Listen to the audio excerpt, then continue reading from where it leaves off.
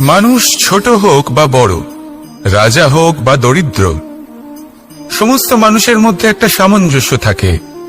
সমস্ত মানুষের কাছে তার প্রশংসা অত্যন্ত গুরুত্বপূর্ণ। সে খুবই প্রসন্ন হয় যদি আপনি তার প্রশংসা করেন, কিন্তু আপনি যদি তাকে এটা বলেন যে এটা তোমার ভুল ছিল, তোমার কিছু খামতি ছিল, তখন সেটা সে মানতে রাজিই থাকে না। সব মানুষ এটা শুনতে পছন্দ করে যে সে যেটা করেছে সেটাই সর্বোত্তম। এবার আমি আপনাকে একটা কথা বলি, এই হলো নিন্দা, এই হলো প্রশংসা, আর এই হলো সত্য, যা সবার থেকে উচ্চস্থানীয়। সেই জন্য মানুষ আয়না দেখে। আয়না তাকে তার সৌন্দর্য দেখায় না, তাকে দেখায় যা সত্য, যাতে মানুষ আরো সুন্দর হওয়ার চেষ্টা করতে থাকে। তাই আয়না অত্যন্ত গুরুত্বপূর্ণ সত্যকে জানার জন্য। জীবনে নিন্দুকের মাহাত্ম্য প্রশংসকের মাহাত্ম্যের থেকে অনেক বেশি। কেন? কারণ তারা আপনাকে আপনার খামতি দেখায়, আপনার ভুলগুলো বুঝিয়ে দেয়, আপনাকে একটা সুযোগ দেয় নিজেকে শুধরে নিতে, নিজেকে আরো শ্রেষ্ঠ করে তুলতে, যা প্রশংসক করতে পারে না। তাই জীবনে যদি কখনো নিন্দা করা হয়, তাকে ভালোবেসে গ্রহণ করুন, ধন্যাত্মক রূপে গ্রহণ করুন। যদি নিজেকে কোনো শিক্ষা দেওয়া সম্ভব হয় তাহলে অবশ্যই দিন। দেখবেন মন প্রসন্ন হয়ে বলবে, রাধা রাধা। জীবনে কখনো সাফল্য আসে, আবার কখনো অসফলতা, কখনো আশা পাওয়া যায়, কখনো নিরাশা, কখনো জয় লাভ করি, আবার কখনো পরাজয়। এর পেছনের কারণটা জানা অত্যন্ত প্রয়োজনীয়। যদি আমি পরাজয়ের কথা বলি, যখনই আমরা পরাজয় লাভ করি আমরা ভাবতে থাকি যে এমন কেন হলো? আমাদের শত্রু কি বেশি শক্তিশালী ছিল, নাকি আমাদের নীতিতে কোনো খামতি ছিল? এই সমস্ত কারণের পেছনে খুব বড় একটা কারণ থাকে, আর সেই কারণ আমাদের অন্তরে সুপ্ত থাকে। ধরে নিন একটা পথ, তাতে আপনি চলছেন, সেই পথ কাঁটায় পরিপূর্ণ, কিন্তু আপনি পাদুকা পরে রয়েছেন, আর আপনি হেঁটে সামনে এগিয়ে যান। এবার এমন একটা পথ এলো যা পুষ্পে ঢাকা, আর আপনি পাদুকা পরে রয়েছেন, কিন্তু আপনার পাদুকাতে একটা পাথর আটকে গেল। তখন দু পা হাঁটাও খুব কঠিন হয়ে পড়ে। এই সংসারের যে কোনো শক্তি আপনাকে পরাস্ত করার পূর্বে আপনি জানেন কি আপনাকে পরাস্ত করতে পারে? আপনার অন্তরের দুর্বলতা, আপনার অন্তরের সেই সুপ্ত শত্রু। আর সেই জন্য ইতিবাচক মনোভাব গুরুত্বপূর্ণ হয়ে পড়ে। ভালো মানুষদের সাথে থাকুন, সৎসঙ্গে থাকুন, বন্ধুত্ব করুন, ভালোবাসুন। এই ভালোবাসা এত শক্তিশালী এক অস্ত্র যাকে ব্রহ্মাস্ত্রও পরাস্ত করতে পারে না। এই সমস্যারূপী পাথর কিছুই নয়। আসুন আমার সাথে ভালোবেসে বলুন, রাধা রাধা। মানুষের দুটো রূপ রয়েছে। এক, আমাদের এই মুখ, যা শুধুই চোখে দেখা যায়, আর দ্বিতীয় আমাদের এই মন, যা শুধুমাত্র অন্তরাত্মা দ্বারা দেখা যায়। এবার আমাদের এই মুখ, তা ঈশ্বর সকলকেই আগে থেকেই প্রদান করেছেন, কিন্তু এই মন কেমন হবে তা আমাদের জীবনের অনুভূতি এবং আমাদের জীবনের লক্ষ্য এগুলি সুনিশ্চিত করে। অর্থাৎ নেত্র দিয়ে দেখা যায় আমাদের এই মুখ, তা শুধুই এই কারণে প্রয়োজন যাতে সংসার আমাদের দেখতে পায়, আমাদের চিনতে পারে। কিন্তু যদি এই সংসারে আপনি প্রকৃত অর্থে মান সম্মান লাভ করতে চান, তাহলে নিজের অন্তরাত্মাকে আপনাকে বিকশিত করতেই হবে। দেখুন, কথায় আছে এই যে অসুর, তা শারীরিকভাবে উপস্থিত নয়, তা মনের মধ্যে থাকে। যদি এই মন থেকে অসুরকে বের করে দেওয়া যায়, তাহলে শরীরে তা উপস্থিত থাকবেই না।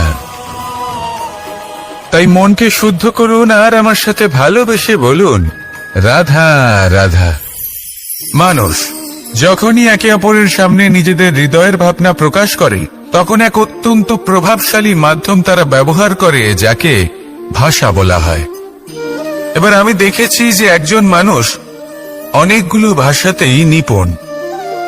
আমি এটাও দেখেছি যে মানুষ অনেকগুলো ভাষায় কথা বলে, কখনো কখনো অনেক ভাষা মিলিত করে তার প্রয়োগ করে, উচিত প্রকারে তাকে ব্যবহার করে না, না সেটাকে সম্মান করে, আর না ভাষাকে শুদ্ধ রাখে। আর এটা হলো অনুচিত। যদি ভাষাকে শুদ্ধ রাখেন তাহলে ভাষা আপনার চরিত্রকে শুদ্ধ রাখবে, তা আপনার একাগ্রতা বাড়িয়ে তুলবে। এই প্রত্যেক ধ্বনিকে অনুভব করে যদি আপনি শব্দের উচ্চারণ করেন, ভাষাকে প্রয়োগ করেন, তাহলে আপনিও আনন্দ পাবেন, আর যিনি শুনছেন সেই ব্যক্তির কানেও মধুর শব্দ বাজবে। তাই মনে রাখবেন, যে ব্যক্তি ভাষার পবিত্রতাকে সম্মান করে তাকে সংসারও সম্মান করে। ভাষাকে শুদ্ধ এবং পবিত্র রাখুন, তাহলে ভাষা আপনার চরিত্রকেও শুদ্ধ এবং পবিত্র রাখবে। আর এই মন সুপ্রসন্ন হয়ে বলবে, রাধা রাধা। এ হলো রামায়ণের সময়কালের কথা। সেতু নির্মাণ করার কাজ চলছিল। সমস্ত বানর সেনা এই কাজে নিযুক্ত হয়েছিলেন। বড় বড় পাথর তুলে নিয়ে এই বানর সেনা সমুদ্রে ফেলছিলেন। এই কাজ চলছিল। এমন সময় ছোট্ট একটা কাঠবিড়ালি এলো। ছোট ছোট মাটির ডেলা হাতে নিয়ে সাগরের কাছে যাচ্ছিল, আর বড় বড় পাথরের পাশে রেখে দিচ্ছিল। যথাসম্ভব সেখানে রেখে আসছিল। সারা দিন ধরে সে এই পরিশ্রম করেই যাচ্ছিল। এবার শ্রীরাম তার এই কাজ দেখতে পেলেন। সেই ছোট্ট কাঠবিড়ালিটিকে নিজের হাতে তুলে নিলেন এবং অত্যন্ত ভালোবেসে তার পিঠে হাত বুলিয়ে দিলেন।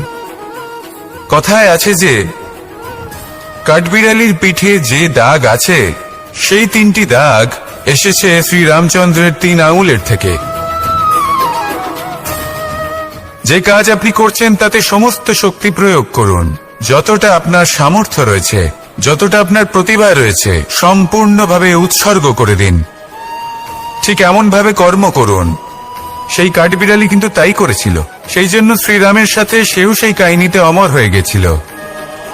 সম্পূর্ণ শক্তি প্রয়োগ করুন, সম্পূর্ণ সামর্থ্যের সাথে কর্ম করুন, কারণ এটাই হলো শ্রেষ্ঠ পথ কোনো কর্ম করার।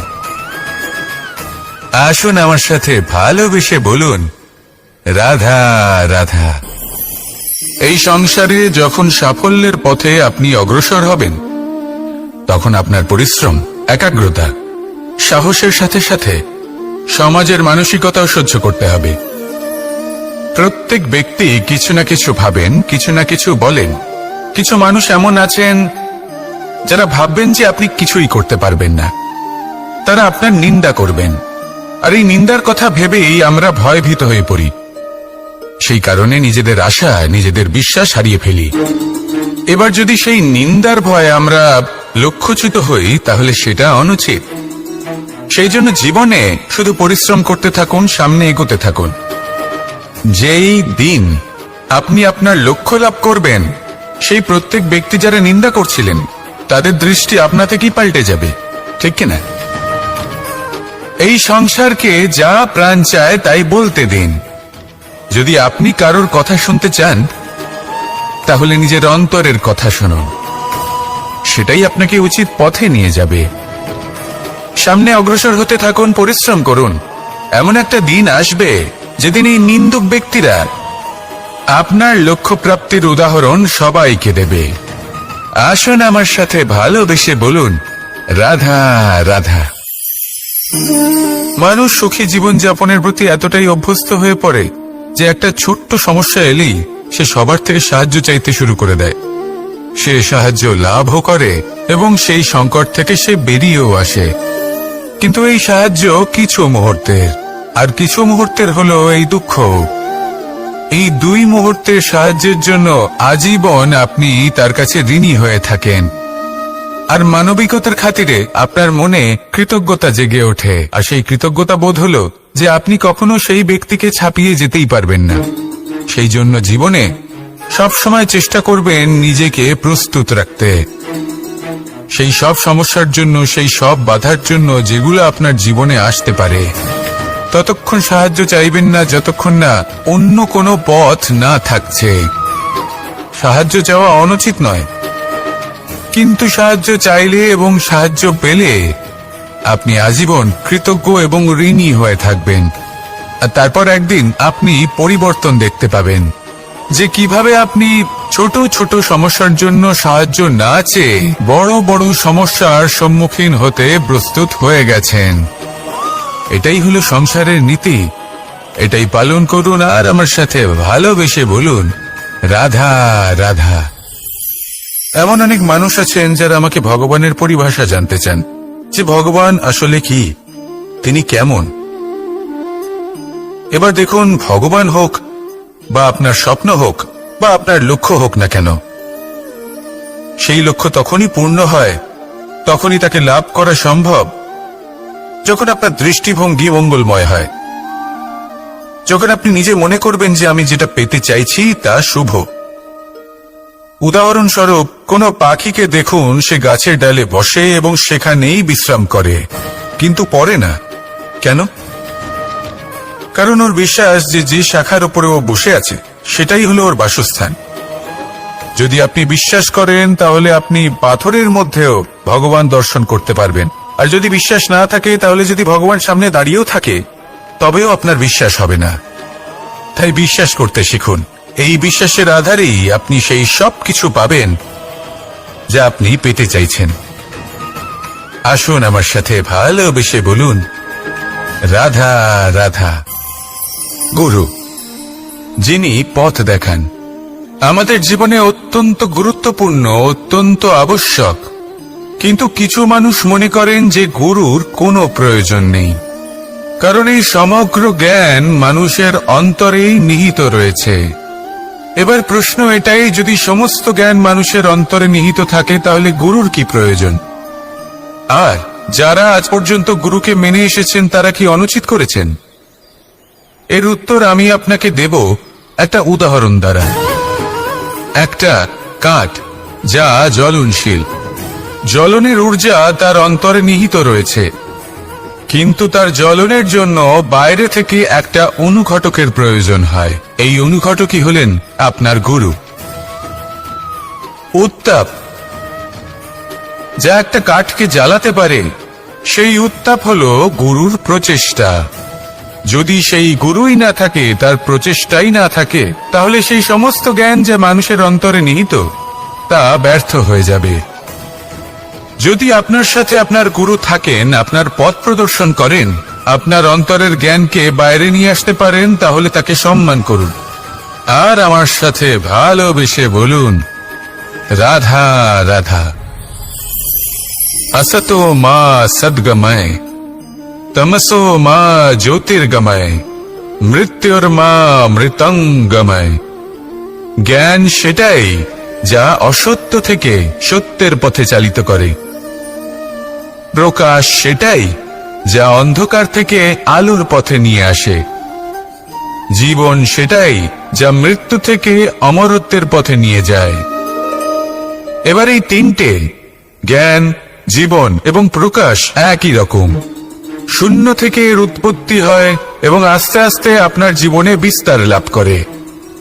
এবার আমরা এটাই ভাবি যে কেমন করে এই তিনটিকে আগলে রাখা যায়। এর উত্তর হলো, এদের আগলে রাখার প্রয়োজনই নেই, ভাগ করে দিতে হবে। কোনো বৃক্ষকেই দেখে নিন, একটি বৃক্ষ অনেক বছর ধরে বেঁচে থাকে। কেন? কারণ সে ভাগ করে দিতে জানে। সে নিজের বীজ ছড়িয়ে দেয়, এই ধরিত্রীতে দেয়, সেই বীজ যা অঙ্কুরিত হয়ে এক নতুন বৃক্ষকে জন্ম দেয়। শুধু ছড়িয়ে দিয়ে একটি বৃক্ষ জীবন দান করতে পারে। যদি কোনো ব্যক্তি জ্ঞান ছড়াতে শিখে যান, যদি প্রকাশ, আলোর কিরণ ছড়িয়ে দিতে শিখে যায়, কোনো ব্যক্তি তার জীবনের সুখ ছড়িয়ে দিতে শিখে যান, তাহলে তিনি মৃত্যুর পরও মৃত হন না। এই ভাগ করে দেওয়ার সুখটাই কিছুটা আলাদা। এই সুখ অনুভব করুন আর আমার সাথে ভালোবেসে বলুন, রাধা রাধা। আপনি কখনো কোনো সরোবরের দিকে তাকান, যার জল হলো শান্ত, স্থির। আপনি স্পষ্ট দেখতে পাবেন সেই সরোবরের তলদেশে কি রয়েছে। তাতে সাঁতরে বেড়াচ্ছে সুন্দর মাছ, চকচকে কিছু পাথর, স্বর্ণরূপী বালি, সবই আপনি দেখতে পাবেন। কিন্তু যখনই আপনি একটা ছোট্ট পাথর তুলে সেই জলে ছুঁড়ে ফেলবেন, তখন সেই জল বিচলিত হবে। আর সেই স্পষ্টতা ন্যূনতম হয়ে যাবে। তারপর কিছুই স্পষ্টভাবে দেখা যাবে না। এই ঘটনা মানুষের সাথেও ঘটে। মানুষ যদি বিচলিত হয়ে পড়ে, তখন সে বুঝতে পারে না যে বর্তমানে কি হয়ে চলেছে আর ভবিষ্যতে কি করা উচিত। কিন্তু সেই মানুষ যদি শান্ত থাকেন, স্থির থাকেন, ধন্যাত্মক থাকেন, তাহলে নিশ্চিত রূপেই বুঝতে পারবেন যে বর্তমানে কি করতে হবে আর ভবিষ্যতে কি করতে হবে। তাই নিজের মধ্যে সেই স্থিরতা আনুন, সেই ধৈর্য ধরুন, নিজেকে শান্ত রাখুন আর সবার মধ্যে ভালোবাসা ছড়িয়ে দিন। এই মন প্রসন্ন হয়ে বলবে, রাধা রাধা। সম্পর্ক এ হলো এক বন্ধন যা আমাদের এক সূত্রে বেঁধে রাখে। কিন্তু এমন কিছু ব্যক্তি থাকেন যারা এই সম্পর্কের বিষয়ে নিজস্ব একটা ধারণা করে ফেলেন যে সম্পর্ক এরকম হওয়া উচিত, সম্পর্ক সেরকম হওয়া উচিত। আমি এই সম্পর্কের জন্য কত কিছু করেছি এই ব্যাখ্যা করতে থাকেন, আর তার বদলে অনেক কিছু প্রত্যাশাও করেন। কিন্তু সত্য হলো এটাই যে সব সম্পর্ক একরকমের হয় না, কিন্তু প্রত্যেক সম্পর্কের একটা বিশেষত্ব থাকে। যেমন চোখ আর নাকের এই সম্পর্ককেই দেখুন। চোখের সব থেকে কাছে কি আছে? নাক আছে, কিন্তু এই চোখ দিয়ে এই নাককে আমরা দেখতেই পাই না। তবে কি ধরে নেব এই সম্পর্কের কোনো মূল্য নেই? এমনও নয়। ঠিক এইভাবেই যদি কোনো ব্যক্তি তার আবেগ আপনার কাছে ব্যক্ত করতে না পারে, বা প্রকট করতে না পারেন, বা আপনাকে বোঝাতে না পারে, তাহলে তার মানে এটা নয় যে তার সাথে আপনার সম্পর্কের তিক্ততা রয়েছে। এমনটা কখনোই নয়। শুধু চোখ আর নাকের এই সম্পর্কের মতোই হলো আমাদের জীবনে আমাদের আপনজনের সাথে সম্পর্ক। যদি কারোর ব্যবহার আপনার প্রতি অনুচিত হয়, বা যদি কেউ অনুপস্থিত থেকে থাকে, বা কেউ যদি আপনাকে বুঝতে না পারেন, তাহলে তার অর্থ এটা নয় যে আপনি সেই সম্পর্ক ভেঙে ফেলবেন। বুঝুন, আপনার জীবনে তার গুরুত্ব কোথায় আর তার জীবনে আপনার। সম্পর্ক গড়ে তুলুন, তাকে পালন করতে শিখুন, একসাথে মিলে চলুন। এই মন সুপ্রসন্ন হয়ে বলবে, রাধা রাধা। এই সমগ্র সংসারের সব থেকে গুরুত্বপূর্ণ ব্যক্তি কে? স্বয়ং আপনি।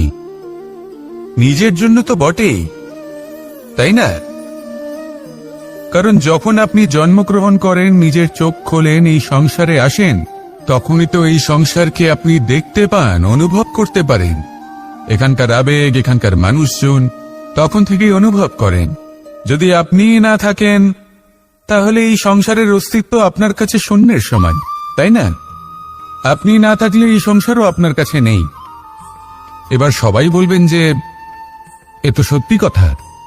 সেই অনুযায়ী তো আমার স্বার্থপর হওয়া উচিত, অহংকারী হওয়া উচিত, কারণ আমার কাছে আমিই তো সবকিছু। দৃষ্টিভঙ্গি পাল্টে দেখুন। আপনার কাছে সব থেকে বেশি গুরুত্বপূর্ণ ব্যক্তি কে? আপনি নিজেই। সেই মানুষটি কেমন হওয়া উচিত একটু ভেবে দেখুন। সবসময় সকলকে সাহায্য করুন, একসাথে মিলে পরিশ্রম করুন, সাহায্য করুন অন্যদেরকে। এটা অতি আবশ্যক। এবং তার থেকেও বেশি গুরুত্বপূর্ণ হলো এটাই যে আপনার মনে যেন কখনো এই বিষয়ে ভয় না থাকে যে আমি আমার প্রিয়জনদের, আমার কাছের মানুষগুলিকে হারিয়ে ফেলব। এই ভয় কখনোই মনের মধ্যে থাকা উচিত নয়। যদি ভয় থাকে তাহলে থাকুক এই বিষয়ে যে সকল মানুষ আমার জীবন থেকে, আমার থেকে দূরে চলে যাচ্ছেন, তাদের বাধা দিতে দিতে আমি যেন নিজেকেই না হারিয়ে ফেলি, নিজের অস্তিত্বকেই না হারিয়ে ফেলি, নিজের ব্যক্তিত্বকে, নিজের বিচারধারাকে, নিজের করুণার শক্তি না হারাই। তাহলে এই ভয় ত্যাগ করুন আর আমার সাথে ভালোবেসে বলুন, রাধা রাধা। এই ফল কি তা বলার কোনো প্রয়োজন নেই। এই ফল কতটা সুস্বাদু সেটাও বলার কোনো প্রয়োজন নেই। ধরুন এমন কোনো মানুষ আসলেন যিনি জানেন না এটা কোন ফল। তিনি এটা দেখে ভাববেন এ তো কাঁটার একটা গুচ্ছ মনে হচ্ছে, নিয়ে ফেলে দেবেন। সেখানে দ্বিতীয় কোনো ব্যক্তি যিনি বুঝদার, তিনি দেখবেন, ভাববেন যে প্রকৃতি এর গায়ে এত কাঁটা কেন দিয়েছে? অবশ্যই সুরক্ষার জন্য দিয়েছে, অর্থাৎ ভিতরে অবশ্যই অমূল্য কিছু রয়েছে। সেই ধরনের ব্যক্তি এই ফলের অন্তরে প্রবেশ করেন এবং এই ফলের আনন্দ উপভোগ করেন। এরকমই কিছুটা আমাদের সংসারেও আমরা দেখতে পাই। প্রত্যেকদিন আমরা নতুন নতুন মানুষের সাথে পরিচিত হই। এমন কিছু ব্যক্তি থাকেন যাদের সাথে প্রথম আলাপের পর আমাদের এটা মনে হয় যে এই ব্যক্তিকে দেখে একটু রাগী ব্যক্তি মনে হচ্ছে, বড়ই অহংকারী বোধ হচ্ছে, উদ্ধত মনে হচ্ছে। বেশিরভাগ মানুষ প্রথম আলাপের পরে তাদের সাথে দূরত্ব বজায় রাখবেন, কিন্তু যিনি বুঝদার ব্যক্তি তিনি ভাববেন যে এই ব্যক্তি এমন কেন করছেন। হয়তো সুরক্ষার খাতিরে এই ব্যক্তি নিজেকে এরকম করে তুলেছেন যাতে অন্য কোনো ব্যক্তি এসে ওনার সময় নষ্ট না করেন, ওনার আবেগের সাথে ছলনা না করেন, খেলা না করেন। হয়তো অতীতে এমন কোনো ঘটনা ঘটেছে যার জন্য এই ব্যক্তি কিছুটা এরকম হয়ে গেছেন। এমনই একজন ব্যক্তি সেই ব্যক্তির মনের গভীর পর্যন্ত পৌঁছতে পারেন আর সেখান থেকে শুভ গুণগুলিকে বাইরে বের করে আনতে পারেন। এরকমই ব্যক্তি হয়ে উঠুন, এমন বুঝদার ব্যক্তি হয়ে উঠুন যিনি সামনের ব্যক্তির খারাপ গুণগুলিকে অবহেলা করে হৃদয়ের অন্তঃস্থল থেকে শুভ গুণগুলিকে প্রকাশিত করে এবং সেই ব্যক্তিকে দেখাতে পারে। এমন ব্যক্তি হয়ে উঠুন যিনি নিজের জীবনকেও সফল করে তোলেন এবং অন্যের জীবনকেও। আসুন আমার সাথে ভালোবেসে বলুন, রাধা রাধা।